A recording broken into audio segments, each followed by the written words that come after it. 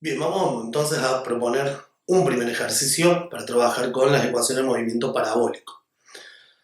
El ejercicio que proponemos tiene como objetivo cumplir o hacer en realidad 4 incisos.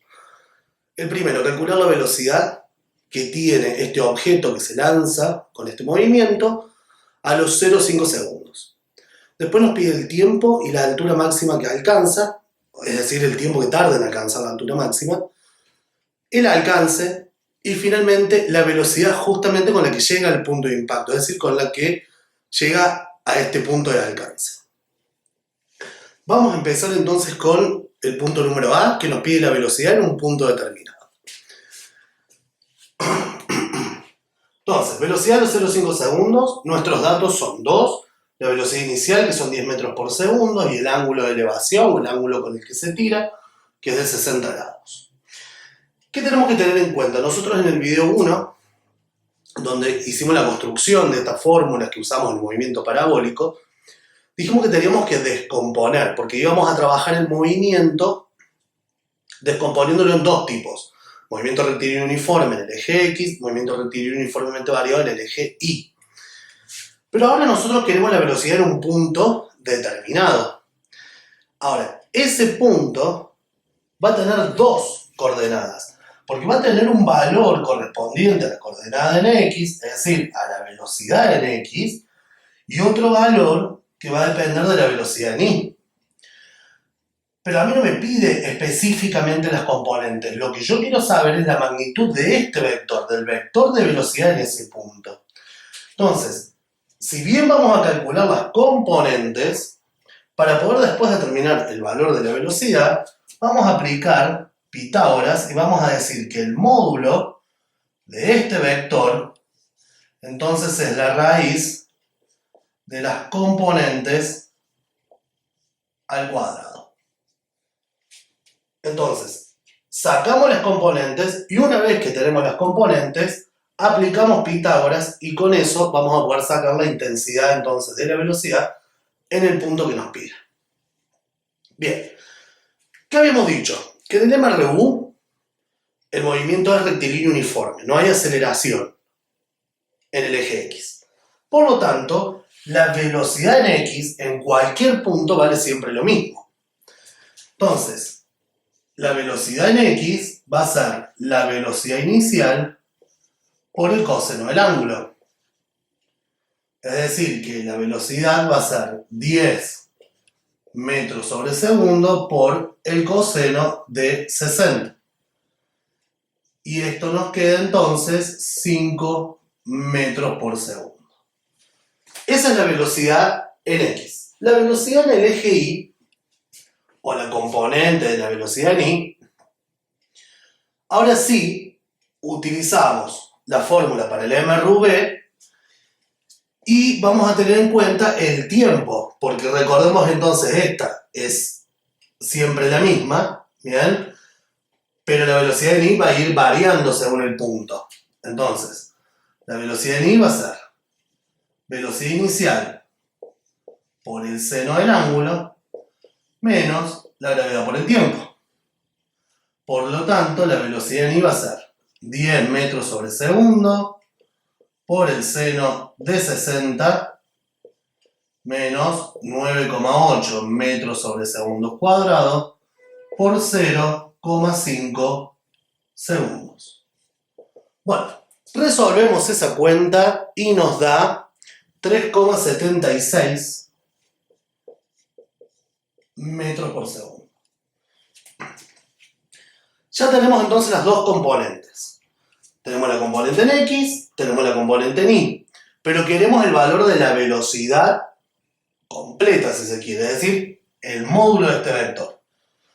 Entonces aplicamos Pitágoras, que vamos a decir que la velocidad a los 0,5 segundos es la raíz de 5 metros sobre segundos al cuadrado más 3,76 metros por segundo al cuadrado. Entonces, resolvemos esa operación y nos queda que la velocidad es 6,06 metros por segundo. Y ahí entonces nos queda finalizado el primer inciso de este problema. Vamos a pasar entonces a resolver el inciso B, que nos pide tiempo de altura máxima y la altura máxima que alcanza. Bueno, para este apartado B, que nos pedía calcular el tiempo de altura máxima y la altura máxima propiamente dicha, ya habíamos construido las fórmulas con el video anterior, donde habíamos encontrado que el tiempo de la altura máxima tiene esta expresión y la altura máxima esta otra. Por lo tanto, solo tenemos que reemplazar los valores, porque ambos valores los tenemos, o los tres valores en realidad, ¿no? Velocidad inicial, sabemos que vale 10 metros por segundo, el ángulo es 60 grados y el valor de la gravedad supuesta en la Tierra 9,8. Entonces, calculamos el tiempo de la altura máxima, reemplazando los datos, tenemos entonces 10 metros por segundo por el seno de 60, dividido 9,8 metros sobre segundos cuadrados. De esa manera, el tiempo de la altura máxima va a ser de 0,88 segundos. Y ahora entonces hacemos lo de la altura máxima, que era lo otro que nos pedía, de nuevo reemplazando los valores. Entonces, altura máxima va a ser 10 metros sobre segundos al cuadrado por el seno de 60 también al cuadrado, dividido 2 veces el valor de la gravedad, o sea 2 por 9,8. Resolvemos esta cuenta y nos queda 3,83 metros. Y ahí hemos resuelto el inciso B sin la necesidad de hacer todos los pasos que hicimos en el video 1, porque ya encontramos una forma como genérica para poder resolverlo.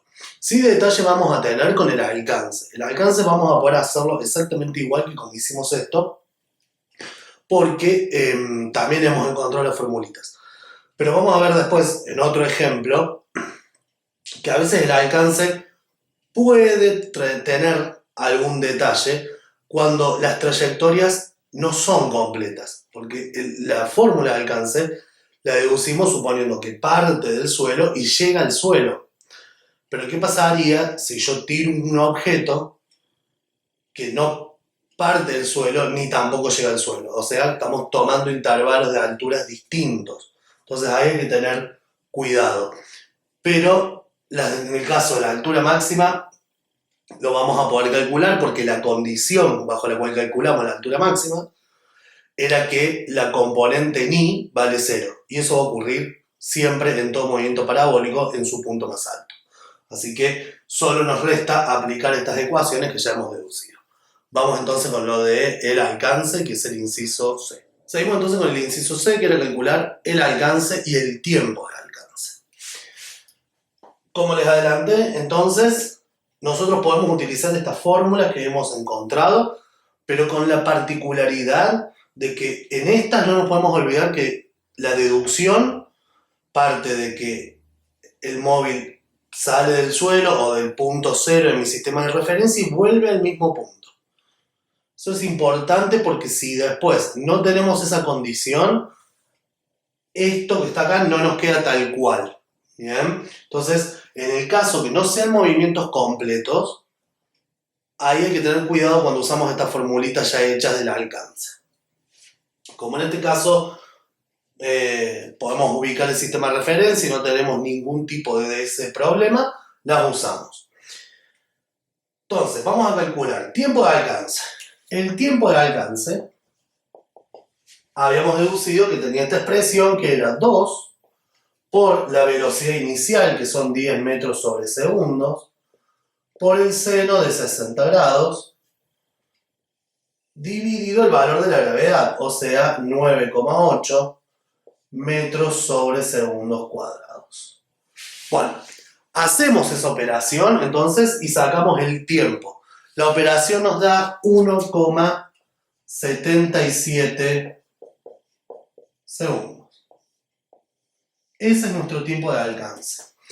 Este tiempo de alcance, más allá de que nos lo pidan o no, supongamos que el ejercicio nos hubiese pedido solo el alcance.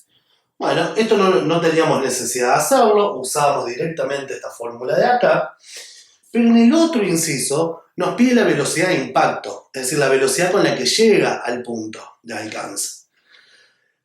Entonces, tener este tiempo nos agiliza porque ya sabemos que este es el tiempo que tenemos que usar, porque es lo que tarda en total el cuerpo en llegar al punto de impacto. Entonces, este tiempo, que es el tiempo de alcance, es el que nos permite calcular la velocidad final del movimiento. Así que si no lo hubiésemos hecho en este punto, en el próximo lo íbamos a tener que hacer.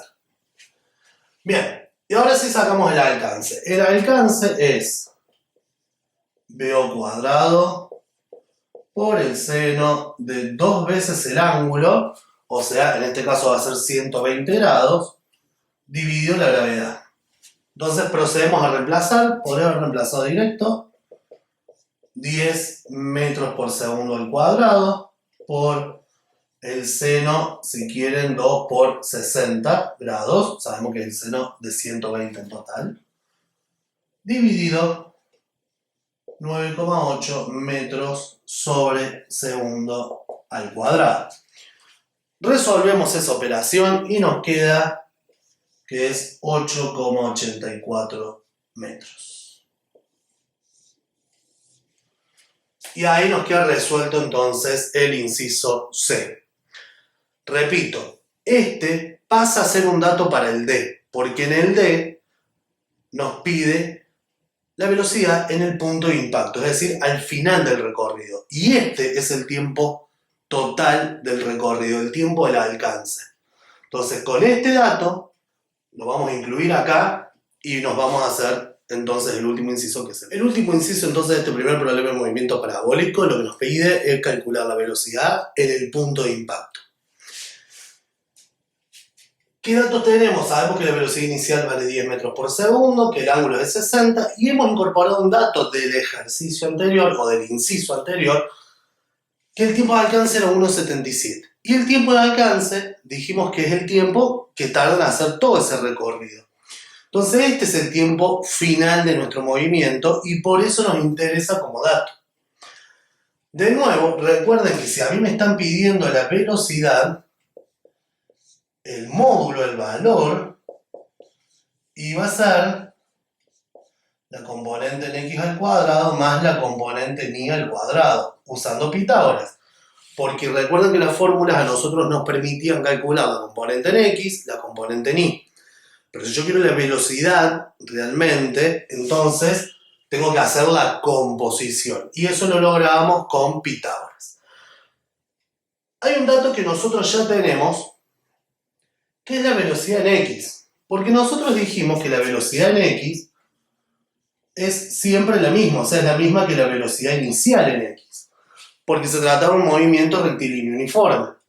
Y en el inciso A ya habíamos calculado la componente en x de la velocidad. Habíamos dicho que valía 5 metros por segundo. Entonces esto ya lo tenemos como un dato. Una vez que ya lo sacamos en algún momento, lo tenemos siempre. La que sí nos cambia entonces es la velocidad en y, porque es donde tenemos el movimiento acelerado. Para la velocidad en y, entonces, vamos a poner que la velocidad final en y era la velocidad inicial en y, por lo tanto la velocidad inicial por el seno del ángulo, menos el valor de la gravedad por el tiempo. Todos esos datos los tenemos. Velocidad inicial tenemos, ángulo tenemos, gravedad, estamos en la Tierra, 9,8, tiempo, el tiempo de alcance que dijimos que era el tiempo total del recorrido. Entonces procedemos a reemplazar. Nos queda 10 metros por segundo por el seno del ángulo, que en este caso es 60 grados, menos 9,8 por el tiempo, que es 1,77 segundos. Bueno, resolvemos esa operación Y nos queda que la velocidad final en I es menos 8,68 metros por segundo. Y está bien que dé negativo, porque uno podría decir, bueno, ¿por qué no da negativo? Pero es correcto, porque si uno piensa en el movimiento, este es mi eje X, este es mi eje Y, cuando ya está en el descenso, la velocidad en X sigue siendo en dirección positiva de las X, pero la componente en Y ahora está para abajo. La velocidad en Y es hacia abajo. Entonces es correcto que luego de alcanzar el punto máximo, Bx se mantenga obviamente en el mismo valor y positiva, pero Bi cambie de positiva a negativa. En un punto antes del punto máximo, Bi estaría acá, en sentido positivo. Pero una vez que pasó ese punto máximo, Bi es un vector que me está apuntando ahora hacia el suelo. Así que es correcto que dé negativo. Tenemos los dos datos, es decir, tenemos Bx y tenemos Bi. Ahora, una vez entonces obtenidos los datos, hacemos esta cuenta para conocer el módulo de la velocidad. Entonces, el módulo de la velocidad va a ser la raíz de 5 metros por segundo al cuadrado más este valor, o sea, menos 8,68 también al cuadrado. Hacemos ese cálculo y nos queda que la velocidad es 10,02 metros por segundo. Entonces ahora sí nos queda finalizado todo este primer ejercicio que les propongo. Les voy a subir después un segundo ejercicio que no va a tener esta condición que dijimos de las alturas, que no va a partir del mismo punto y llega al mismo punto. Entonces vamos a ver que las fórmulas o ecuaciones que habíamos encontrado para altura máxima nos van a seguir sirviendo, pero las de alcance no. Entonces vamos a tener que introducir una modificación. Que no es una modificación, es hacer el ejercicio bien tal como lo habíamos planteado en el video 1. Pero no vamos a llegar exactamente a la misma ecuación, porque ahora tenemos valores que no son 0. Entonces, bueno, hay que introducir un cambio. Pero lo vemos entonces en el próximo ejercicio. Adiós.